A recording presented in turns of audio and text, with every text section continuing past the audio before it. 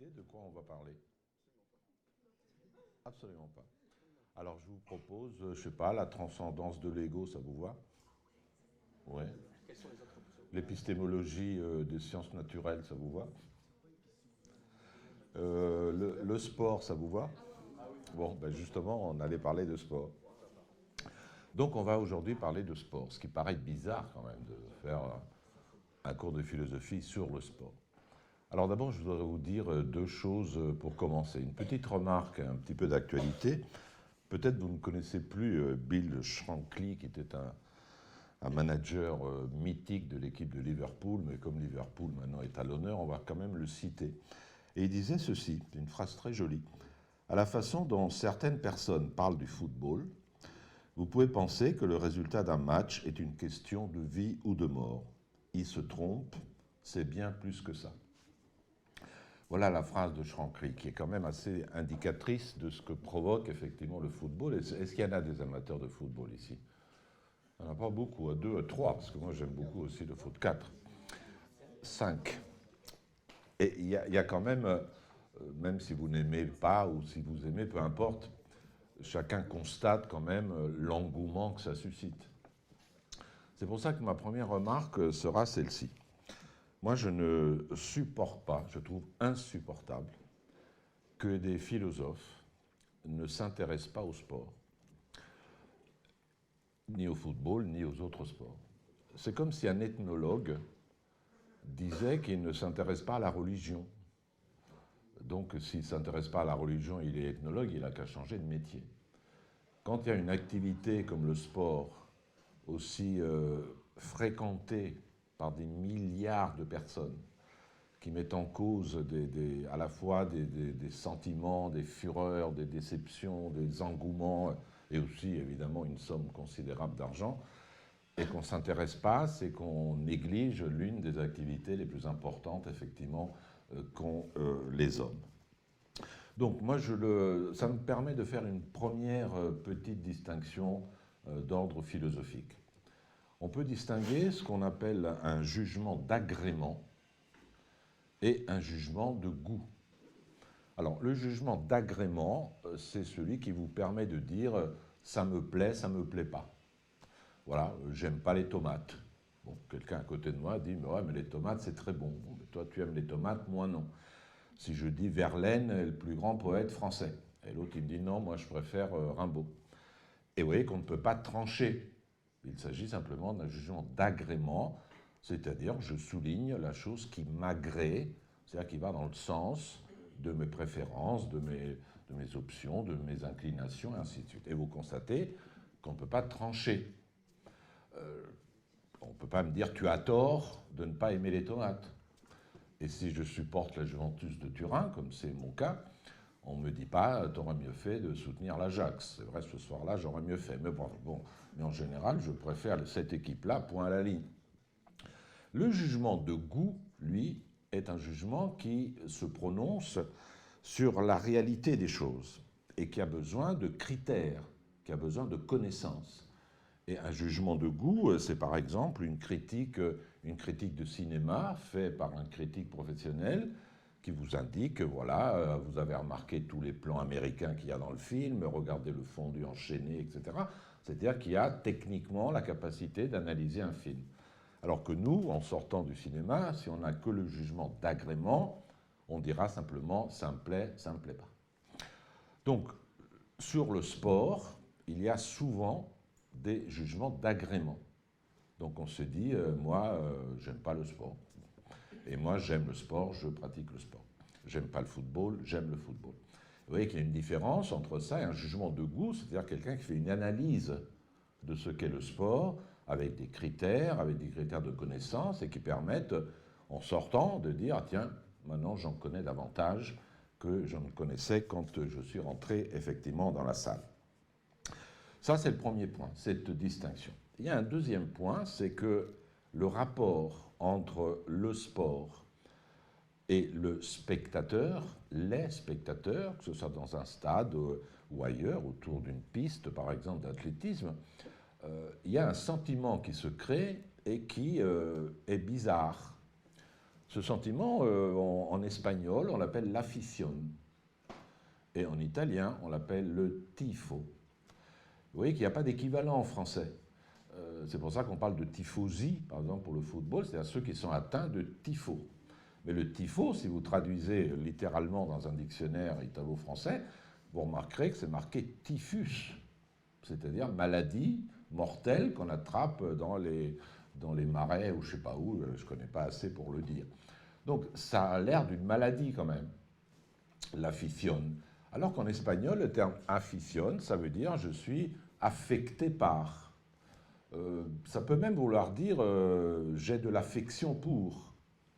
Alors quel est le sentiment qu'on éprouve quand on est dans un stade, quand on est autour d'une piste et qu'on regarde effectivement les sportifs, que ce soit les Jeux Olympiques, que ce soit un match de rugby, un match de foot, un tournoi d'escrime, ce que vous voulez.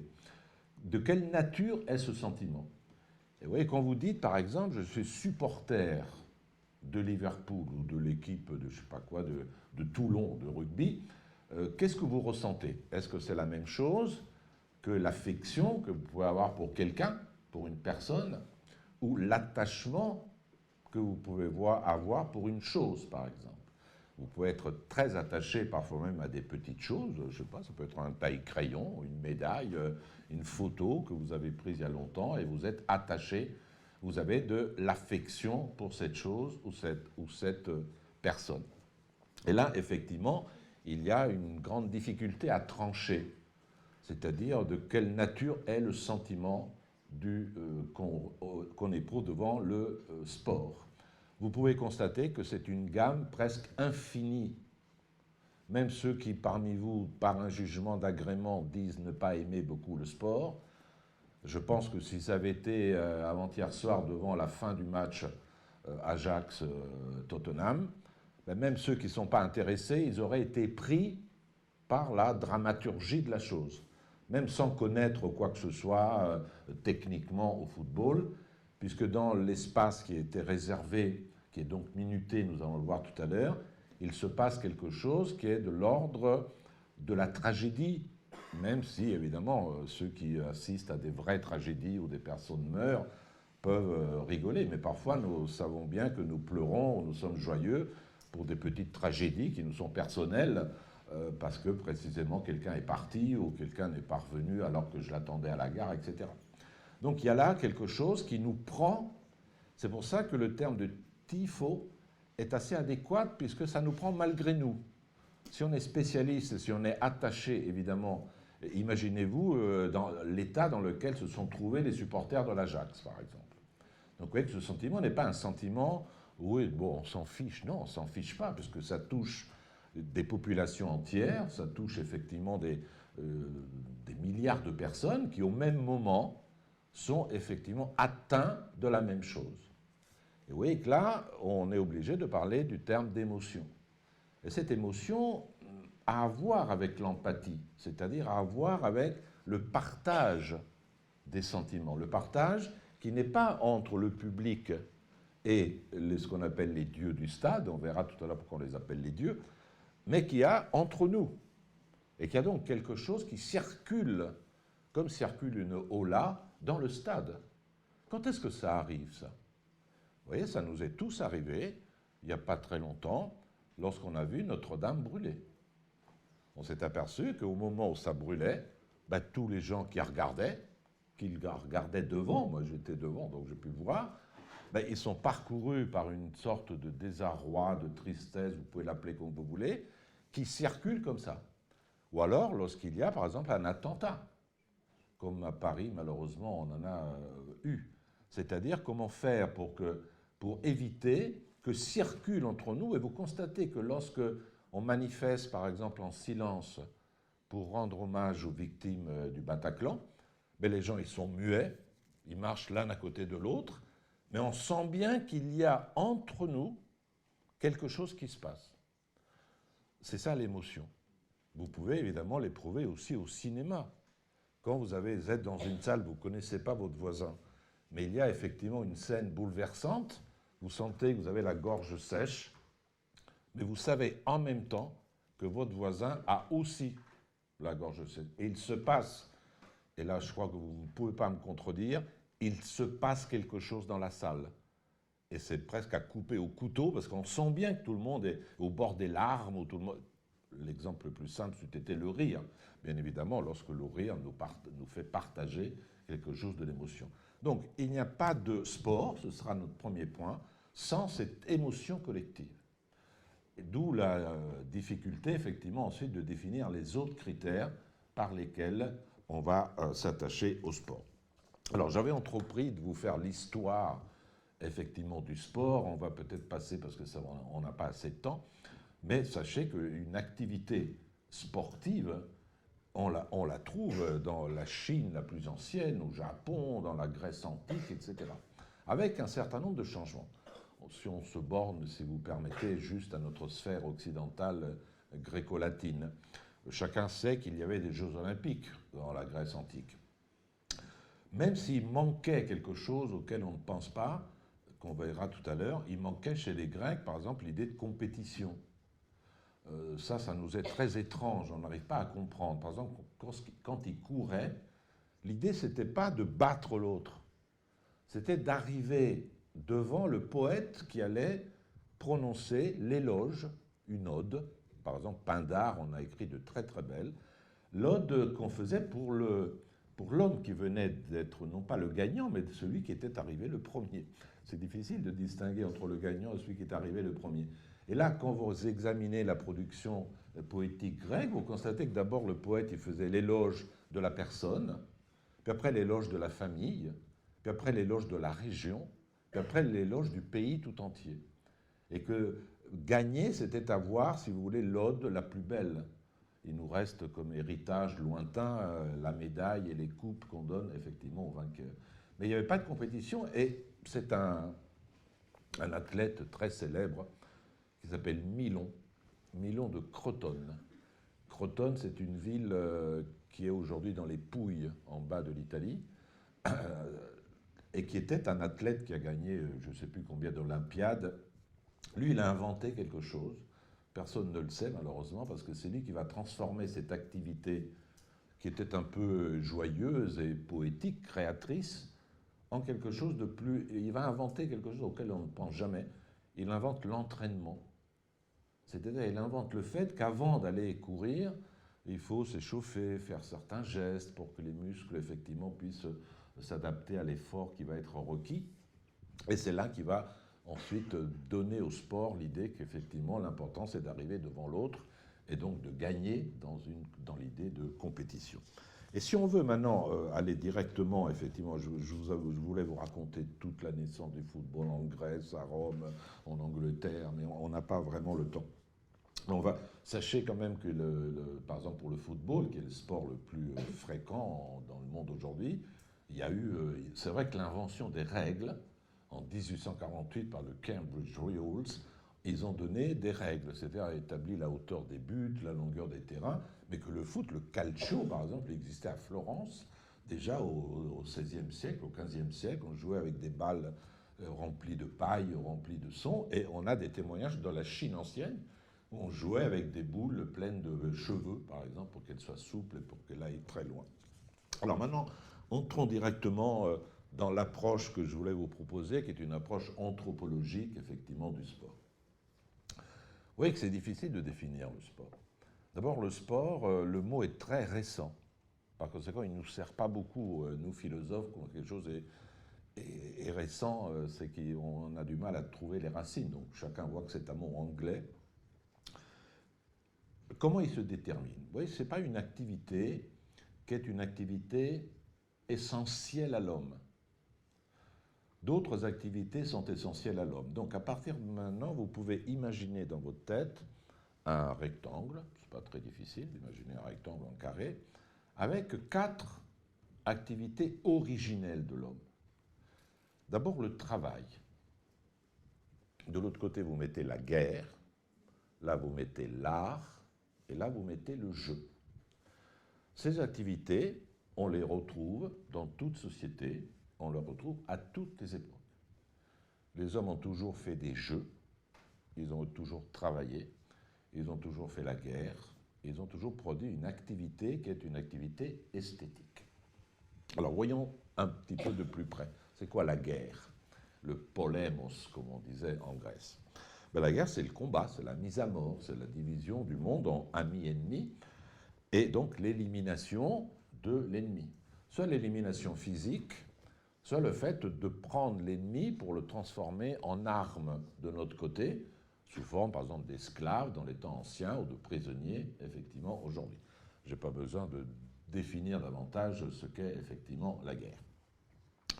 L'art. L'art, pour aller très vite, puisque le sujet c'est pas l'art, c'est disons l'esthétisation des gestes. C'est la perte d'une finalité productive. On ne fait pas de l'art pour vendre. Là, vous produisez quelque chose, une statue, un tableau, et sa finalité n'est pas productive, et n'est pas, une activité comparable à celle du travail.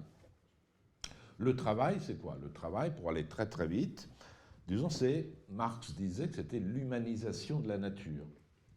C'est-à-dire, c'est le fait que l'homme applique sa force musculaire ou sa force intellectuelle à une matière, par exemple le bois ou l'argile, et qu'il module par sa force et son intelligence cette argile ou ce bout de fer pour en faire un couteau, par exemple. Oui. Et le couteau, ou n'importe quel autre outil, a naturellement, lui, une utilité productive. Il a même une valeur d'usage, parce que ça sert à couper, et une valeur d'échange. Parce que si toi, tu as quelque chose pour frapper, un marteau, et moi j'ai le couteau, on peut échanger. Et donc, je te donne 2 couteaux si tu me donnes un marteau. Donc, une activité d'échange qui va donner lieu au commerce, et ainsi de suite. Et puis, le jeu. Ben, le jeu, c'est sans doute ce qu'il y a de plus difficile à penser, contrairement à ce qu'on croit. Donc, vous voyez que le jeu, d'abord, tous vous le constatez, c'est une activité primordiale chez l'enfant. Personne n'apprend à l'enfant à jouer. Et l'enfant y joue. Alors, pour que vous ayez en tête quelque chose qui va vous faire comprendre mon sujet, il faut faire une distinction pour laquelle en français nous n'avons pas de mot. Mais tous vous allez comprendre, c'est tellement simple. Les Anglais, ils distinguent play et game. Oui, to play, c'est juste jouer. C'est-à-dire, c'est se dépenser dans une activité, effectivement, physique, intellectuelle, courir, s'attraper, se rouler par terre dans l'herbe. Ça, c'est le jeu. Game, c'est un jeu qui a reçu des règles. Donc on dira, bon, on joue, je cours après toi, mais quand je te touche, c'est à toi de courir après moi, on va jouer à chat. Donc là, c'est des règles. Et vous voyez que dans tous les jeux, il y a des règles. Mais il y a aussi des jeux qui n'ont pas de règles. Dans ce cas-là, ça s'appelle play et non pas game. Retenons, nous, l'idée de game, c'est-à-dire l'idée d'un jeu réglé. Ben, il se trouve qu'il y a un philosophe, sociologue français qui s'appelle Roger Caillois, dont je vous demande de retenir le nom parce qu'il a quand même fait quelque chose d'extraordinaire, c'est qu'il a tenté de donner les critères qui permettent de dire ce qu'est un jeu. Quand est-ce qu'il y a jeu, game? Ben, lui disait d'abord le jeu relève d'une activité libre. C'est-à-dire qu'aucun joueur ne peut être forcé à jouer sans que le jeu ne perde sa nature de plaisant amusement ou de divertissement. Oui, je ne peux pas obliger quelqu'un, tu joues au foot. Bon, et le type, il va être sur le terrain, il en a marre, il veut sortir, on ne veut pas le... Donc le jeu est une activité libre. C'est-à-dire qu'on le fait avec toute notre liberté. C'est une activité séparée. C'est-à-dire qu'elle est circonscrite entre les limites d'espace et du temps. Toute activité sportive est déterminée par des limites spatiales et temporelles. Et on ne dit pas un match de rugby, on ne dit pas bon, ben, ça dure autant de temps que vous voulez. Donc ils commencent à 6 h du matin, puis à minuit ils y sont encore. Et vous savez que c'est pour ça, par exemple, qu'au tennis, qu'on a instauré le tie-break. Parce qu'il y avait sinon le jeu ne se terminait plus jamais. Et donc on a installé. Et vous constatez également, ça c'est une remarque intéressante, que la plupart des jeux collectifs ont une durée d'1 h 30 presque, comme le cinéma, comme la tragédie grecque. C'est presque au sein d'une presque une limite qui semble être la plus appropriée. Donc ces limites ont été établies, donc voilà, il y a un terrain, il y a des limites, il y a même figurées par de la craie ou des barrières, ou tout ce que vous voudrez. C'est aussi une activité incertaine. Ça veut dire que ni le déroulement, ni le résultat du jeu ne peuvent être fixés à l'avance. Ça laisse le temps, effectivement, la place au déroulement précisément du jeu. Vous voyez que si les résultats étaient fixés à l'avance, c'est pour ça d'ailleurs que certains jeux deviennent ennuyeux lorsqu'il y a quelqu'un qui domine tellement de la tête et des épaules que le résultat ne fait pas, vous voyez, le tennis des dernières décennies, il y en a marre, parce que bon, de toute façon, on sait qui va gagner. Même certaines grandes équipes de rugby ou de football, ben, elles gagnent tout le temps. Vous voyez, le PSG gagne tout le temps, sauf quand il faut. Donc à ce moment-là, il perd. Bon. Mais du coup, ça fait de l'ennui s'il n'y a pas cette incertitude du résultat. C'est une activité improductive. Ça veut dire qu'elle ne crée ni bien ni richesse. Même si aujourd'hui, dans la modernité, ça sert à des transferts de richesse, évidemment, mais ça ne crée pas en soi le jeu. Si vous jouez dans une cour de lycée à la balle, ben, ça ne crée pas de richesse. Évidemment, le sport professionnel, lui, va en créer. C'est une activité réglée, c'est-à-dire qui est soumise à des conventions qui suspendent la loi ordinaire. Dès que vous entrez dans le terrain de basket ou vous entrez dans le terrain de football, c'est la loi de l'arbitre qui prévaut sur la loi ordinaire qui est à l'extérieur. Sinon, il n'y aurait pas d'autorité, effectivement, de l'arbitrage. Et c'est aussi une activité fictive. C'est-à-dire chacun, quand il pratique un sport, est accompagné de la conscience que ce n'est pas pour de vrai, que c'est justement pour jouer, et non pas une activité réelle qui va modifier l'activité propre, effectivement, des individus. Voilà, une fois ces précisions données, voilà comment se détermine le jeu. Maintenant, je reviens à mon rectangle avec la guerre, l'art, le travail et le jeu. Eh bien, disons tout simplement, comme ça vous comprendrez très vite, que le sport est né de la combinaison de ces 4 éléments. Si vous imaginez le sport au milieu, vous pouvez voir que le sport peut s'approcher tantôt de la guerre, tantôt de l'art, tantôt du jeu, tantôt effectivement du travail. Dans le sport, le travail, ce sera par exemple l'effort. L'effort qu'il faut pour courir, pour jouer pendant 90 minutes, etc. Et maintenant, si vous réfléchissez à certains sports, vous constatez que certains sports sont très proches de l'art, mais très éloignés de la guerre. Vous prenez, je ne sais pas, le patinage artistique, ou comment s'appellent les danses où on lance les ballons là, avec les trucs, la gymnastique, voilà, rythmique et sportive. Vous voyez que chacun voit bien, d'ailleurs ça s'appelle rythmique et sportive et rythmique, c'est-à-dire qu'il y a à la fois effectivement beaucoup d'art. Personne ne voit la guerre. Quand les gens dansent et qu'ils lancent la balle et la rattrapent avec des arabesques du corps, etc., personne ne dit c'est la guerre. Donc ça se rapproche beaucoup, effectivement, de là. Alors que certains autres sports se rapprochent évidemment de la guerre. Quel est le sport qui se rapproche le plus de la guerre? C'est-à-dire qu'on voit... Les échecs, tu fais bien de le dire, parce qu'on pense à des choses un peu plus brutales, tu vois, quand on pense à la guerre, au football américain, ou des choses comme ça, où ils se rendent dedans. Même il y a des gens... Mais je suis très content que tu dises les échecs, parce que la guerre n'est pas forcément une guerre d'affrontement. Vous voyez, il y a des guerres tactiques, il y a des guerres stratégiques, il y a des guerres de contournement, et vous voyez comment les échecs sont évidemment une principale image de la guerre. Oui. Le fait qu'il y ait une compétition, ça peut déjà se rapprocher de la guerre. Bien sûr, mais c'est pour ça qu'il y a, qu'on soit bien compris, hein, dans tous les sports, il y a ces éléments. Sauf que certains sports sont plus proches de l'un ou de l'autre de ces éléments. Mais dans tous les sports, c'est pour ça qu'il y a sport lorsqu'il y a art, travail, jeu et guerre, qu'on appelle dans le sport la compétition, ou la polémique, enfin le polémos. Et certains sports sont évidemment très proches du jeu. Quel est le sport le plus proche du jeu? On voit vraiment qu'on joue, quoi, quasiment, on joue à... Non, le foot, il y a tout. Il y a la guerre,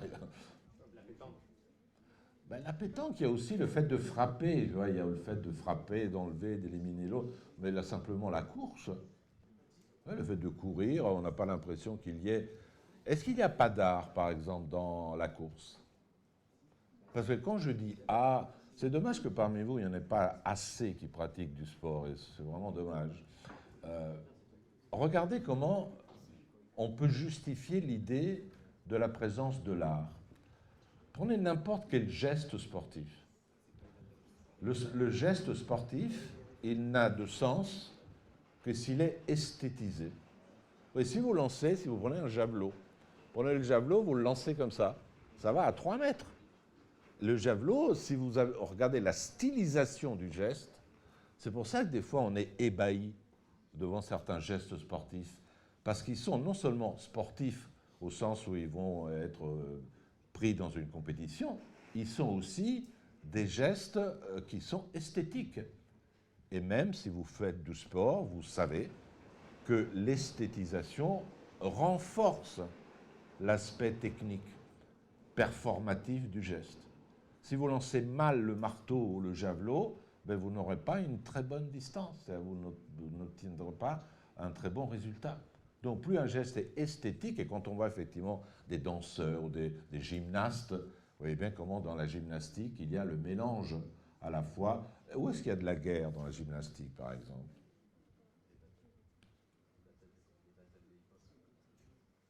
Des battles de hip-hop. Ça, c'est ça la gymnastique? Je parle de la gymnastique au sens sportif, c'est-à-dire telle qu'on la voit aux Jeux Olympiques. Mais tu fais bien aussi de dire l'idée de battle qui revient constamment aujourd'hui. Et on se demande pourquoi tout d'un coup on s'est mis à concevoir le spectacle, que ce soit un spectacle artistique, musical ou un spectacle effectivement sportif, sous forme de bataille. Comme si les choses n'avaient de sens que si elles sont gagnées après une bataille.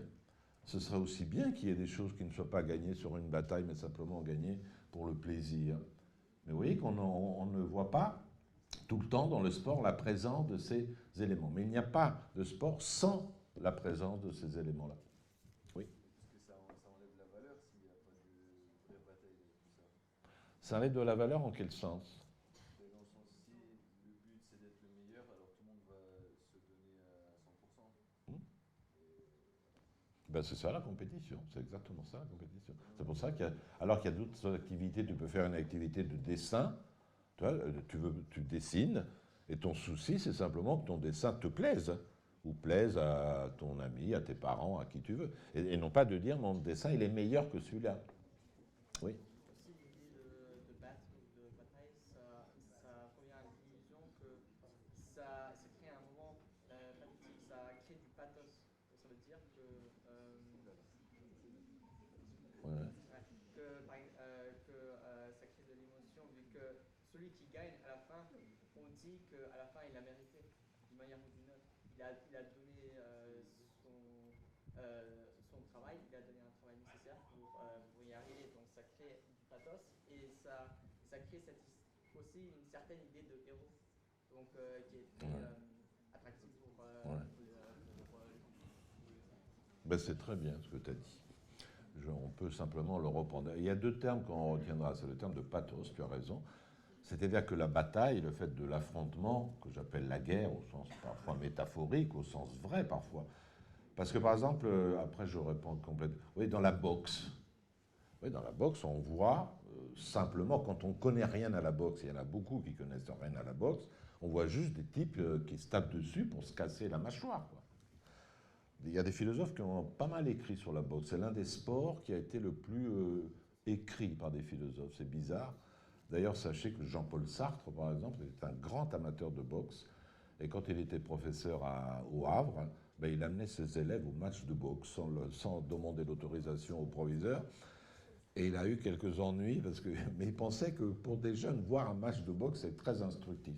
Ça paraît le plus guerrier, la boxe. Vous savez comment ça s'appelait avant la boxe? Ça s'appelle le pugilat, encore aujourd'hui, quand on sait les mots, pugilat, parce qu'il y a le mot point dedans.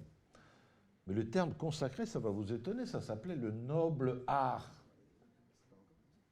La boxe, le noble art. Comme si effectivement, on voulait supprimer tout l'aspect guerrier.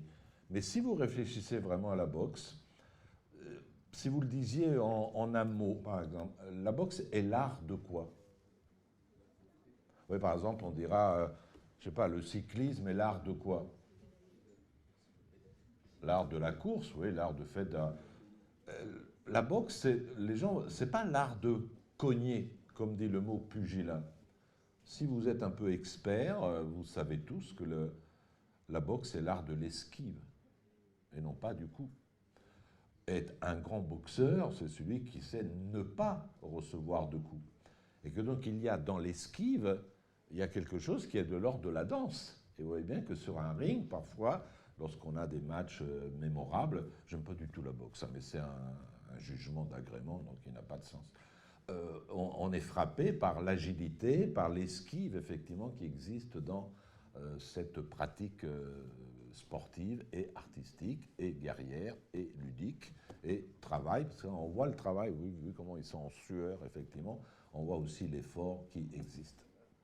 Examinons d'autres sports avec vous pour voir où il y a la dimension travail, art, etc. Le sport que vous pratiquez, certains, c'est quoi par exemple? Le volleyball, c'est l'art de quoi? Parce que le volleyball, des fois, on reste ébahi. Quelles sont les notions que vous pourriez ajouter, que vous pourriez mettre dans le volleyball? Il y a d'abord la notion d'équipe. Vous voyez que là, quand on examine le volleyball, on voit encore plus ce qu'est une collaboration. Le mot collaboration, je décolle exprès pour que vous entendiez le mot, labor, le mot travail, et il y a un co-travail. On ne joue pas au volleyball tout seul, je veux dire, de façon individualiste. Celui qui est à côté de moi, il fait partie de moi. Et vous voyez que c'est dans cette action-là qu'apparaît de façon étrange dans le sport quelque chose qu'on n'a pas encore abordé, mais qui naît de la présence de ces 4 éléments, qui est la liberté. Pour vous l'illustrer, je vais citer, comme je viens de le citer à l'instant, Jean-Paul Sartre, philosophe contemporain qui est mort en 1980. Pourquoi la liberté? Qu'est-ce qu'elle vient faire, la liberté? C'est difficile à comprendre, parce que la liberté, nous la concevons toujours comme quelque chose qui nous appartient, quelque chose de... Et on dit, je pense que presque tous vous le diriez, que ma liberté s'arrête où commence celle de l'autre. Je le répète pour ceux qui n'écoutent pas. Ma liberté s'arrête où commence celle de l'autre. Si vous avez ça en tête, est-ce que vous pouvez comprendre ce qu'est le volleyball? Vous voyez, ma liberté s'arrête où commence celle de l'autre. Ben, on ne pourrait pas jouer. Alors que, prenons, je sais pas, un match de basket. Vous voyez, j'ai la balle. À qui je vais la passer? Donc je suis libre de la passer à qui je veux. Mais à qui je vais la passer? À quelqu'un qui sera libre de marquage ou démarqué. Libre de marquage. Donc moi je suis libre de lui envoyer la balle, je l'envoie à celui qui est libre de marquage, celui qui est libre de marquage l'envoie à celui qui est libre de marquage et il marque le panier. Je l'ai marqué aussi. Nous l'avons marqué tous les 3.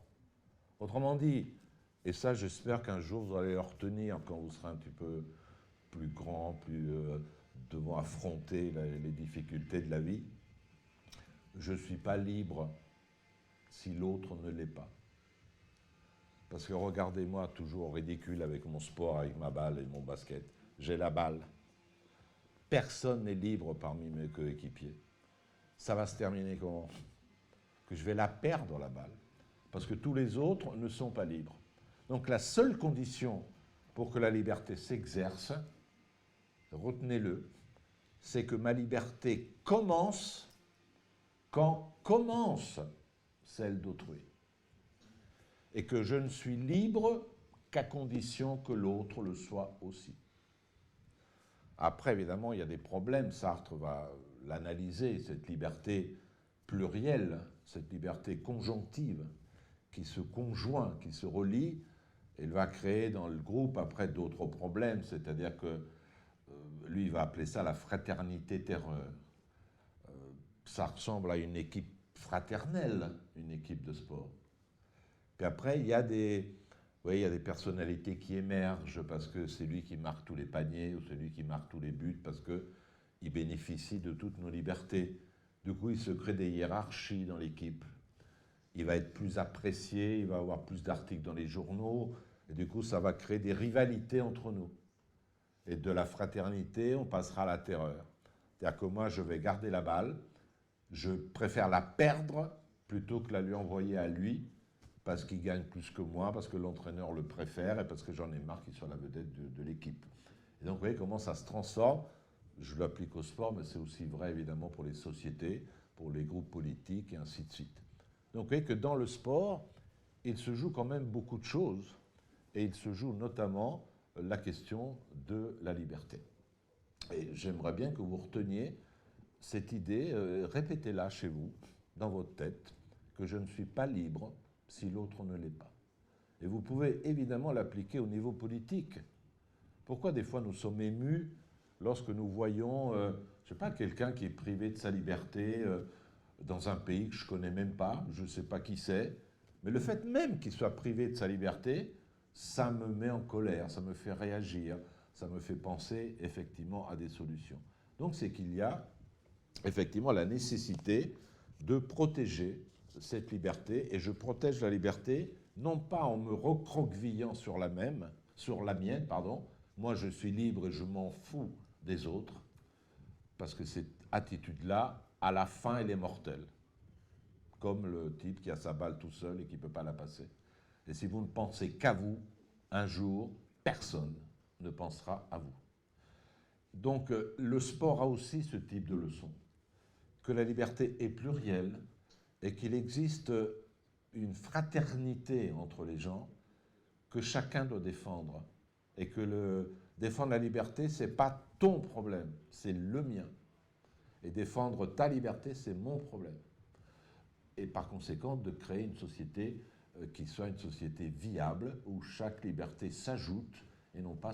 Et vous voyez comment aujourd'hui nous sommes prisonniers de niches qui, y compris sur les réseaux sociaux, y compris, on a l'impression que nous sommes devenus des téléphones, liés à nos téléphones, ne parlant qu'à nos téléphones, ne parlant qu'à des gens qui ont les mêmes idées que nous.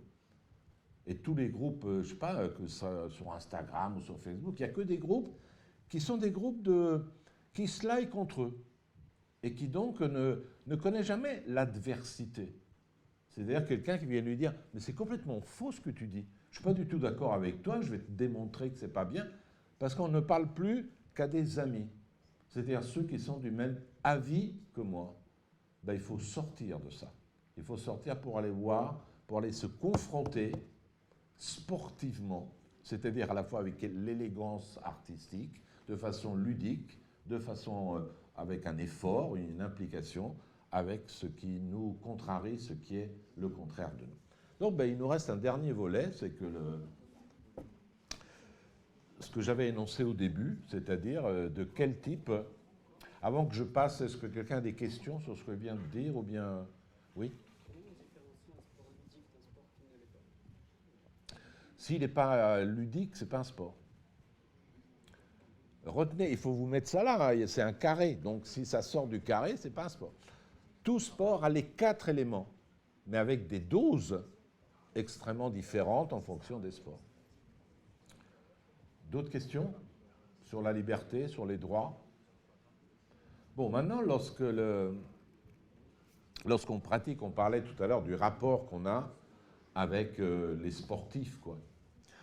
Ceux qui représentent le sport, ceux qui l'incarnent, qui le pratiquent au niveau professionnel, et pour lesquels nous avons une sorte, disons, d'admiration. Quel est le sentiment qui régit ce rapport? Là où c'est le plus évident, c'est quand c'est le rapport à une équipe, par exemple. Est-ce qu'ici, il y a des gens qui supportent une équipe de foot ou de je ne sais pas quoi? Oui. Laquelle, je peux demander? Monaco. qui me paraît logique de supporter moins. Surtout maintenant, il faut le supporter beaucoup, parce que quand même, il y a quelques problèmes. Alors, qu'est-ce qui supporte d'autres équipes? Laquelle? FC Augsbourg. Je n'ai pas compris. FC Augsbourg, c'est D'accord. une équipe en Allemagne. D'accord. Dans la même situation de Copenhague. Donc, qui va descendre, ok. Oui? Dortmund. L'Atlético Madrid. Bon, oui. Benfica. Qu'est-ce qui regarde des spectacles sportifs à la télévision, ou pour de vrai? Qu'est-ce qui va au stade, par exemple? Il n'y en a pas beaucoup, quand même. Hein.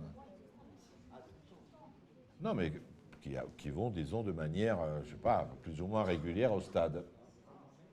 Alors, je voudrais bien vous interroger, si je peux me permettre. Hein. Si vous ne voulez pas répondre, évidemment, personne ne répond. D'après ce qui vient d'être dit, que ma liberté commence où commence celle de l'autre, quand quelqu'un parle, le moindre des respects, c'est d'écouter naturellement ce qu'il dit. Alors, est-ce que quand tu vas au stade, quel est le sentiment qui t'anime? Ou l'un de vous, je ne veux pas interroger, hein, que chacun...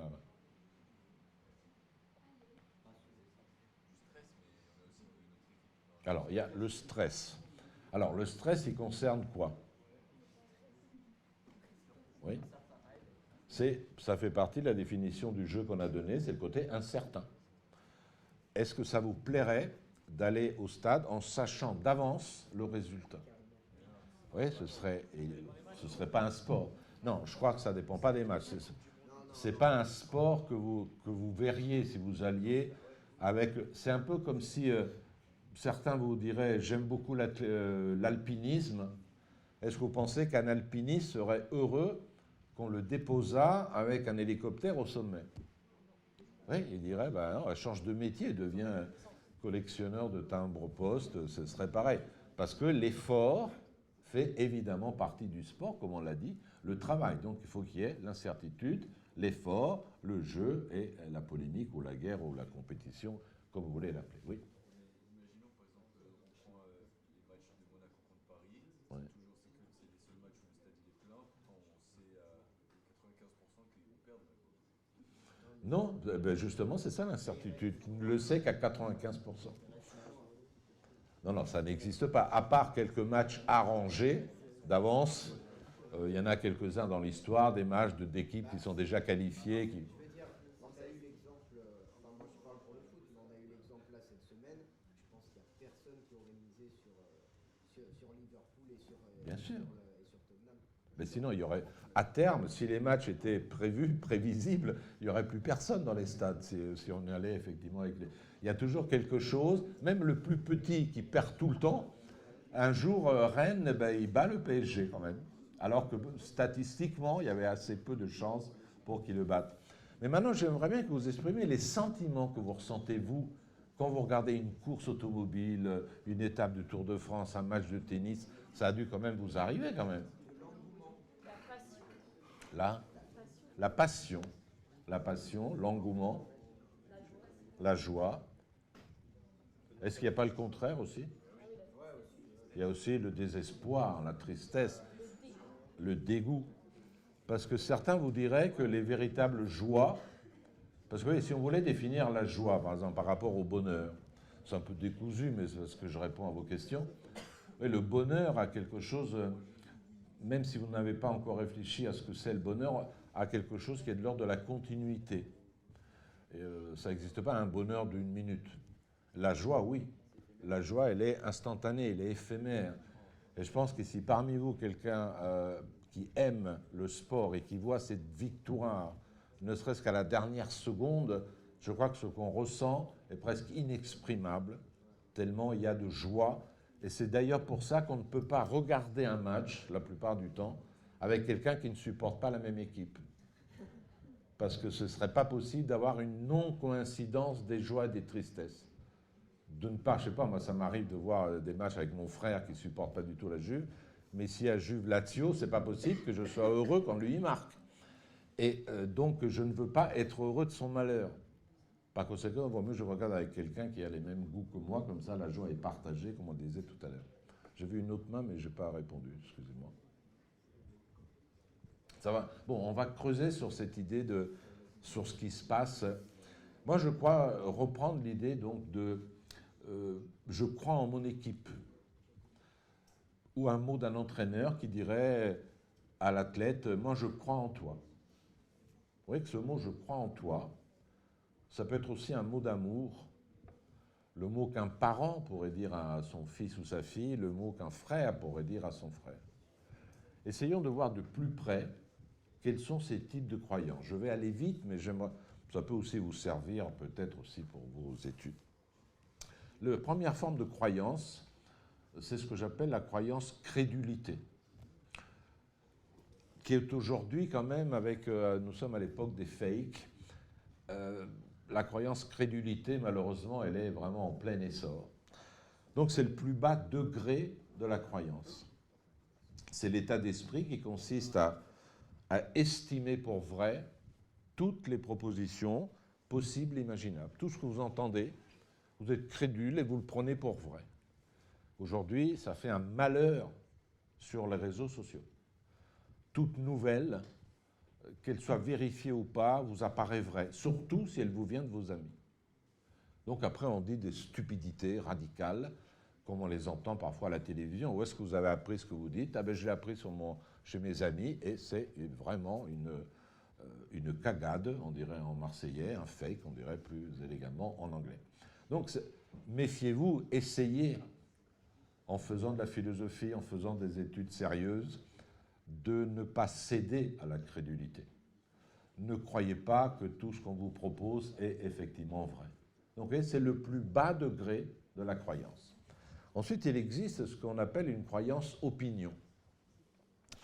C'est le type de croyance qui intervient lorsque la connaissance est lacunaire, lorsque je n'ai pas assez d'éléments pour effectivement juger. Je ne suis pas sûr. Si je dis, est-ce que Guayaquil, c'est la capitale de l'Équateur? Toi, tu réponds, je ne sais pas, oui, je crois, mais tu n'es pas sûr. En fait, non, c'est Quito, la capitale de l'Équateur. Mais vous voyez que cette croyance-opinion, elle peut ne pas durer longtemps. Il suffit d'aller voir. Il suffit d'aller vérifier à une source certaine, et ce que vous croyez être vrai, ben, tout d'un coup est faux, ou effectivement l'inverse. Ici, effectivement, une vérification par les faits, je tire sur la porte et elle ne s'ouvre pas, vous voyez, je croyais qu'elle était ouverte, mais il suffit que je tire, elle est fermée. Donc vous voyez, mon opinion disparaît effectivement aussitôt. Et après, il y a la croyance conviction. La croyance conviction, elle est plus sérieuse, elle est plus utile. C'est un type de croyance qui relève d'un assentiment qui est donné après examen plus ou moins approfondi, ou en tant que fruit de l'éducation, en tant que réalité, en tant que puissance, en tant que vérité, en tant que je trouve quelque chose qui est juste. Par exemple, j'ai beaucoup lu, j'ai fait des sciences, j'ai étudié l'histoire de, je sais pas, de l'électricité, j'ai étudié l'histoire de la mécanique, et maintenant je peux dire, en regardant, en faisant des études d'histoire, ben je crois au progrès. Oui, vous dites, je crois au progrès. Non pas comme une croyance, comme on l'a dit tout à l'heure, opinion, mais votre croyance, elle est un peu appuyée sur des faits. Vous constatez, par exemple, une ligne de progression que vous avez vue. Des fois, c'est vraiment objectif. Si vous faites une courbe de la croissance de la population, oui, vous pouvez dire il y a en Europe une décroissance démographique. Donc là, vous voyez, vous êtes convaincu par les faits. Oui. Il y a aussi, oui, mais il y a aussi les faits qui ont été choisis spécifiquement pour, pour supporter notre opinion.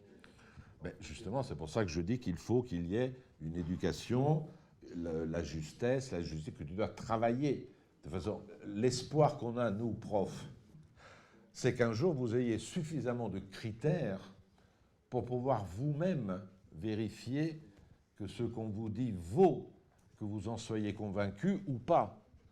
Ce qui est la pire des choses, c'est que les convictions dérivent effectivement de faits qu'on a trafiqués. Mais acquérir le savoir, ben, c'est avoir la force de faire un tri entre les faits vérifiables et ceux qui vous sont imposés par des idéologies, mais même parfois par des tentatives de fausser votre jugement. Puis après, il y a la croyance que j'appelle la croyance créance. La créance, c'est un mot qui vous dit quelque chose ou pas? Ça vous fait penser à créancier, et c'est tout. Ça ne vous fait pas penser à mécréant. Tu es un mécréant, ça veut dire que tu ne crois pas. Tu crois en rien, tu es un incroyant. Mais le mais, c'est le mis un peu dépréciatif.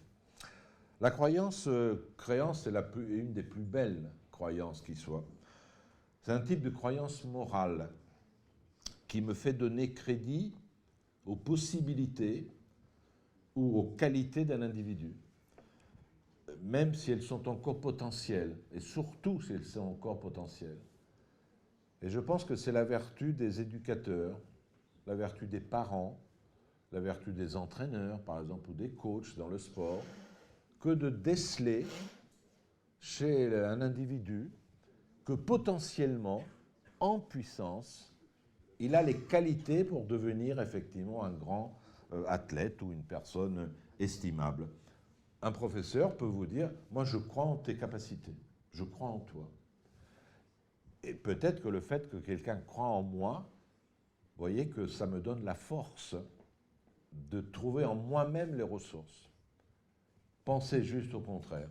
Si tout le monde vous dit « Je ne crois pas vraiment en toi, tu réussiras jamais, tu es nul », ben ça tue effectivement toutes vos possibilités.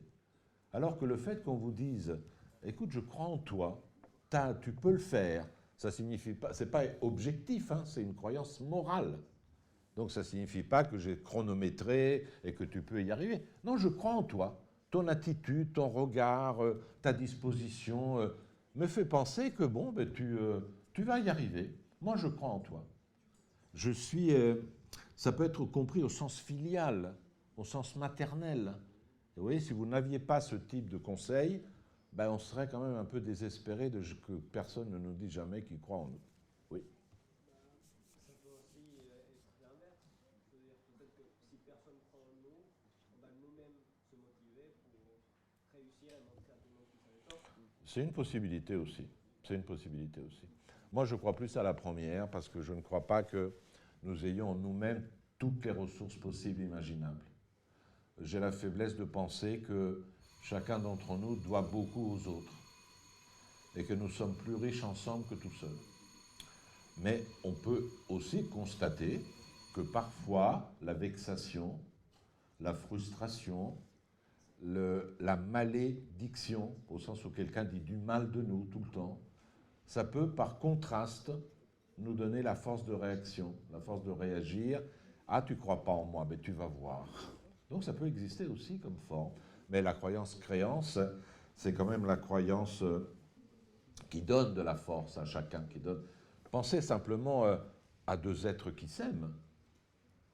Et vous voyez bien qu'il y a la croyance-créance que l'autre, la personne que j'aime, elle réussisse tout ce qu'elle fait. Moi, je veux qu'elle soit meilleure que je ne suis. Elle veut que je sois meilleur qu'elle n'est. Et c'est ainsi qu'il y a une surenchère amoureuse qui fait que dans l'amour, on va vers le bien. Et en italien, aimer, on dit ti voglio bene. Ti voglio bene, et j'ai toujours pensé que c'était la plus belle expression qu'on pouvait dire à quelqu'un qu'on aime. Ti voglio bene, ça ne veut pas dire je veux ton bien. Ça veut dire aussi je veux que tu sois quelqu'un de bien.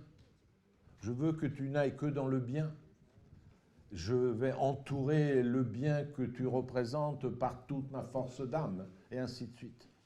Et vous voyez que malheureusement, cette forme ti voglio bene n'exige pas la réciprocité. C'est un des drames de l'amour. Je peux t'aimer, te vouloir du bien, sans que tu m'aimes. Évidemment, c'est un amour un peu désespéré, parce que la surenchère donne force à l'amour que je lui porte. S'il n'y a pas de réciprocité, mon amour, aussi fort soit-il, va dépérir un peu. Va dépérir parce qu'il n'a pas le retour. C'est un peu comme, la comparaison est d'une stupidité radicale, mais je l'ose aussi, c'est comme quand on joue au tennis tout seul, quoi, qu'on s'entraîne tout seul. C'est bien, mais je pense qu'on fait davantage de progrès quand on s'entraîne avec un adversaire, avec quelqu'un d'autre qui est en face de moi. Enfin, il y a la croyance, il y en a encore deux autres. La croyance foi. la croyance fides, qui est la forme la plus absolue de la croyance. C'est l'adhésion totale à un être, un autre être, qui peut être ou non transcendant. Chacun le conçoit lorsqu'on parle de la foi religieuse. Oui, la foi religieuse, c'est donner toute son adhésion à un être qui me transcende, qui me dépasse, et dont je sais que je ne pourrai jamais l'atteindre. Et on a la foi. Il y a ceux qui ont la foi, il y a ceux qui ne l'ont pas. Mais ce mot foi, il faut le regarder de plus près. Quels sont les mots qui tournent autour du mot foi? Est-ce que vous les voyez? Foyer, non. Si je vous le dis en latin, vous allez mieux l'entendre, même si vous ne comprenez rien en latin, parce que ça vous donne tout de suite les mots français. En latin, la foi, c'est fides. Donc vous avez fidèle, fidélité. Vous avez aussi confiance. Et là, j'aurais aimé conclure sur ce mot, mais je n'ai pas fini. Et vous avez le mot le plus magnifique, qui est le mot fiancé. Quand vous dites « je suis ton fiancé », ça veut dire « j'ai foi en toi ». Et donc, vous voyez que or, cette foi-là, ni la foi religieuse, ni la foi amoureuse n'ont besoin de preuves. Et souvent, ceux qui croient de manière religieuse, ben, ils répondent presque à côté en disant « oui, bien sûr, je crois parce que Dieu existe ». Est-ce qu'il y a des croyants parmi vous? Je peux le demander. Si vous ne voulez pas répondre, vous ne répondez pas. Des croyants au sens religieux. Oui. Il y en a que 2, 3, 4, 5, disons. Est-ce qu'il y a des gens qui ne croient pas, qui sont athées? Donc il y a plus d'athées. Vous voyez les athées, là, qui vous faites les malins. Moi, je suis avec vous, je suis athée aussi. Hein. Même vous qui êtes athée, vous êtes obligé de lever la main quand je dis athée, alors que le mot athée se définit par rapport à Dieu. On n'a pas trouvé un mot pour nous définir. On nous appelle simplement sans Dieu.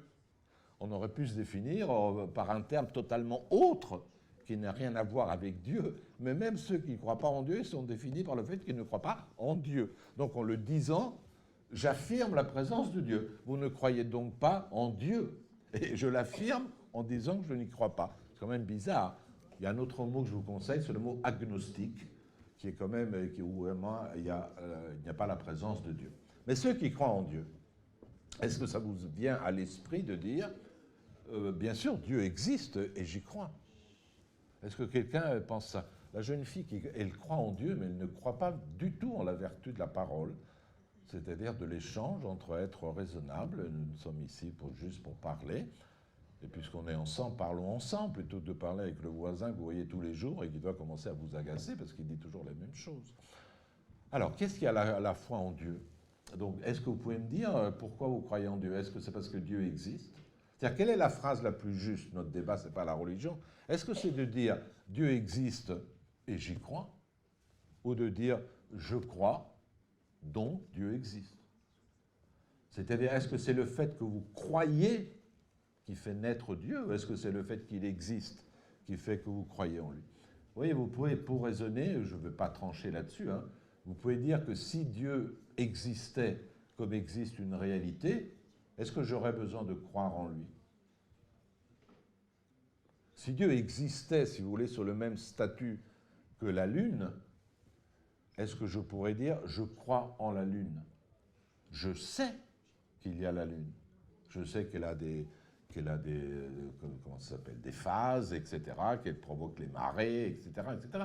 Mais il n'y a pas besoin de foi. Or, la force de la foi religieuse, c'est qu'elle peut évidemment poser un être simplement par amour. C'est le fait que je crois qui fait que Dieu existe, quoi. Il existe par la foi que j'ai en lui. Mais c'est la même chose en amour. En amour, on n'a pas besoin de preuves. Si vous dites à quelqu'un « je t'aime » et l'autre il vous répond « prouve-le », ben d'abord ça veut dire qu'elle ne vous aime pas, si elle vous demande des preuves, mais vous n'avez pas à donner des preuves. L'amour, c'est la foi, c'est la fides, qui n'a pas besoin de preuves. C'est justement parce que je t'aime que je n'ai pas besoin de preuves. L'exemple qui vous permettra de mieux comprendre, c'est un autre mot de la même famille, où il y a aussi du fiancé. C'est le mot confiance. Qu'est-ce que c'est une confiance? Tiens, je te donne les clés de ma voiture, mais fais-moi un papier. Signe-moi un papier. Oui, là, c'est pas de la confiance. Si vous avez vraiment confiance, vous n'avez besoin de rien. Vous lui donnez tout. Vous laissez la porte ouverte, le coffre ouvert, ce que vous voudrez, vous laissez tout ouvert, parce que vous êtes sûr qu'en lui faisant confiance, ben vous n'avez pas besoin qu'il vous donne des preuves. C'est pour ça que c'est difficile. Oui, quand on est dans une relation amoureuse, qui souvent est une relation sportive, il y a toujours la méfiance. Or, la méfiance intervient dès que vous avez besoin d'une preuve. Mais nous sommes faits d'une manière... Kant disait cette phrase très belle, nous sommes faits d'un bois si noueux qu'il est difficile d'y tailler des poutres bien droites. Et c'est vrai que l'homme, on ne peut pas couper des poutres droites dans l'homme, on est un peu tordu comme ça. Même si je suis certain que l'autre m'aime et que je l'aime, et je suis toujours en train de chercher des preuves. Et chercher des preuves, ça veut dire qu'en réalité, là vous faites ce que vous voulez de ce que je vous dis, c'est que vous n'aimez pas. Quand on aime, on n'a pas besoin de preuves. Reste une dernière croyance, je n'ai pas oublié le sport, hein, ne croyez pas, reste une dernière croyance qui est la croyance fanatisme. La croyance fanatisme, c'est une croyance qui dérive, disons, de la dogmatisation ou de ce que j'appellerais, mais je vais m'en expliquer, la stalinisation des esprits. Vous savez ce que ça veut dire Staline? Staline, ça veut dire acier. Quand une idée se stalinise, sans faire appel du tout à la réalité de l'Union soviétique, je m'en fiche, c'est pas la chose. Ça veut dire qu'elle devient comme encerclée par de l'acier. J'ai une petite idée, et cette idée, elle se conforte du fait qu'elle durcit, elle devient dure comme de l'acier, et j'en démords pas. Ça, ce sont les fanatiques.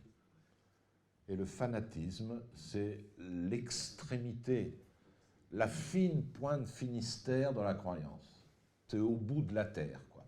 C'est pour ça que des fois, le fanatique, il est récupérable parce qu'il est au bout de la terre. Lorsqu'on n'est pas fanatique, on a la capacité d'avoir des idées, de se dire « Tiens, mon idée, elle n'est peut-être pas juste. Je vais la vérifier, je vais en parler avec des gens, je vais suivre des cours, je vais réfléchir. » Alors que le fanatique, il est totalement persuadé qu'il a une idée juste. Et ça, c'est le début de la terreur.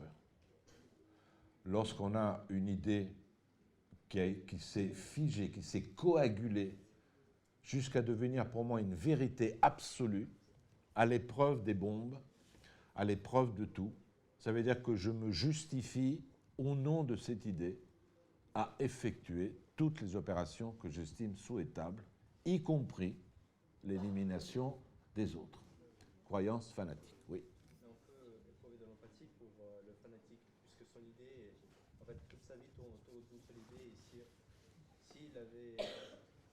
s'il comprenait que son idée était fausse, sa vie serait un mensonge. Il ne pourrait pas vivre avec le restant de sa vie. Attends, entre une vérité dogmatique, c'est-à-dire qui s'est vraiment figé dans sa vérité, et la fausseté, il y a 1000 nuances, 50 nuances de gris, j'allais dire, entre les deux.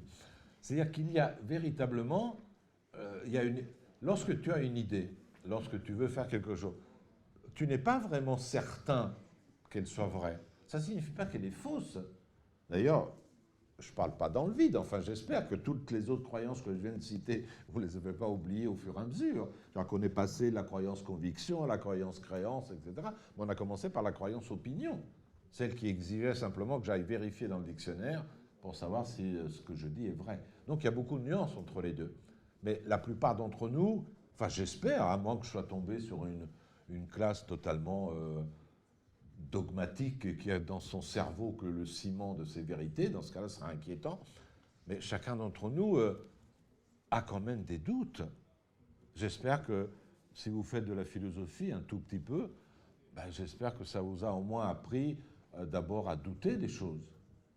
Oui, c'est pour ça qu'un philosophe est un philosophe, parce qu'il n'est ni dans la vérité, ni dans l'ignorance totale. Platon le disait, il est dans les deux. Il est un démon. C'est-à-dire qui en sait assez pour savoir qu'il n'en sait pas assez, mais qui ne sait jamais tout. Et donc, il va de l'un à l'autre. C'est ça, savoir. C'est s'approcher de la science, s'approcher du savoir, mais non pas la posséder. Parce qu'un homme de science qui croit posséder la vérité, il arrête le progrès de la science. Pourquoi la science progresse? Parce que toutes les vérités scientifiques sont des vérités qui sont mises à l'épreuve de la vérification. À la limite, il n'y a en science, ne le prenez pas mal hein, si vous faites des sciences, le passé des sciences est un cimetière d'erreurs. La science s'est toujours trompée. Et c'est parce qu'elle s'est toujours trompée qu'elle progresse. Parce qu'une théorie scientifique va être remplacée par une théorie plus large qui va englober l'erreur et ainsi de suite. Prenez, je sais pas, la théorie de la propagation de la lumière. Il y a des S ici ou pas? Ben oui, et faites l'histoire de la théorie des propagations de la lumière. D'abord, chacun considère qu'au niveau du sens commun, la lumière se propage de façon rectiligne. Oui, vous faites un trou dans ma feuille, vous voyez bien que le rayon il semble droit, quoi. Ben, jusqu'à penser que la lumière elle, se déplace de manière corpusculaire, etc., c'est pas simple à penser. Et pourtant, l'histoire de la science, c'est le progrès, l'élimination de toutes les erreurs successives. Donc on a toujours des doutes. Le fanatique, que ce soit un fanatique politique, un fanatique scientifique, c'est un danger pour l'humanité. Parce que précisément, il ne veut pas mettre en cause ses idées. Alors maintenant, pour revenir, retomber sur mes pattes après ce long détour, et le sport. Eh bien, on dira que dans le sport, il y a l'ensemble de ces croyances. Que parfois, il y a vraiment la croyance naïve, qui est celle de la crédulité. Parfois, il y a, hélas, la croyance terrible, qui est celle du fanatisme. Et je crois qu'il n'y a pas d'image plus terrible que celle de tifosi qui vocifèrent, qui ont la bave aux lèvres et qui soutiennent leur équipe. Il y a là quelque chose de terrible, parce qu'on est passé de la croyance foi, de la croyance créance, à la croyance fanatique. Soyez tout, mais ne soyez jamais fanatique. Mais la foi, ça peut avoir aussi des aspects fanatiques. Parce que par exemple, quelqu'un qui croit en Dieu, il n'admettra jamais que Dieu peut potentiellement exister. Tout à fait. C'est pour ça que je les ai mis dans l'ordre. Et qu'il y a la croyance foi et après la croyance fanatique. Bien évidemment qu'il y a des fanatiques religieux. Il y en a même des... Aujourd'hui, quand on parle de fanatisme, on pense surtout aux fanatiques religieux. Mais il y a des fanatiques dans les stades. Il y a des fanatiques autour de nous. C'est-à-dire ceux qui sont tellement persuadés. Pourquoi sinon dans le stade on se battrait? Pourquoi les gens ils se battent parfois à mort? Parce que l'autre qui arrive avec d'autres couleurs, c'est mon ennemi.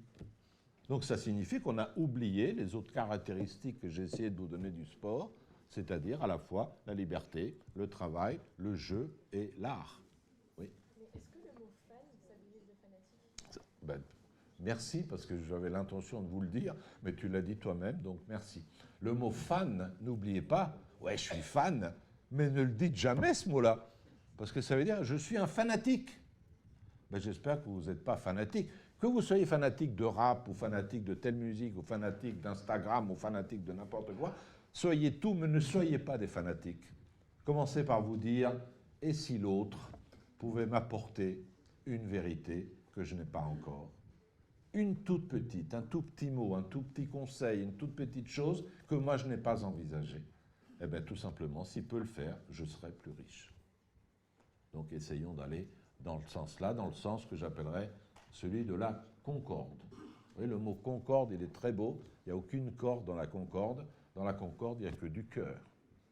La concorde, ça veut dire les cœurs qui battent à l'unisson. Alors ça peut se battre dans l'art, dans le travail, dans le jeu, dans les relations amoureuses, etc.